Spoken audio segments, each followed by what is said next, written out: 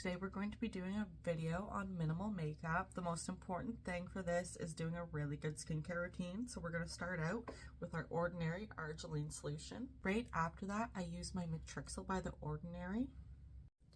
Those two together help with fine lines and wrinkles. And then I'm going to be putting on my Caffeine solution by The Ordinary again. This is going to help brighten up my face.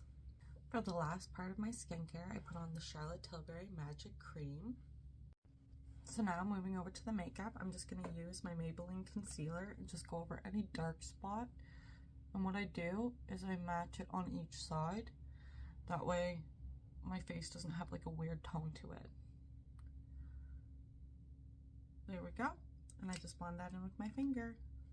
Boop. On our blush, I like using my Natasha Denona Rose Cheek Duo, and I'll show you exactly where I put it.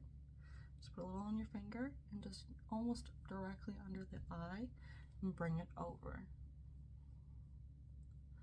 Lovely. And then I like to put a little bit on my nose and a little bit on my chin to kind of create like a T-zone. Same little duo. I'm going to grab the highlighter and just put a slight little amount right here on my cheeks. Lovely. And then just right here as well, right there. Lovely. And just a little do-do-do. Helps kind of highlight everything. We're going to curl our lashes and then we're going to use our One Size Fantasize mascara. Next, we're going to gel our lashes with the Sephora Clear Gel. I'll show you how I do one. Just kind of go over like this, and it's just as good as filling in your eyebrows because it really just gives it the shape that you really want without having to use too much makeup on your eyebrows. I just go like that. Now time for the other one. And last but not least, we are going to line our lips with our Charlotte Tilbury Pillow Talk.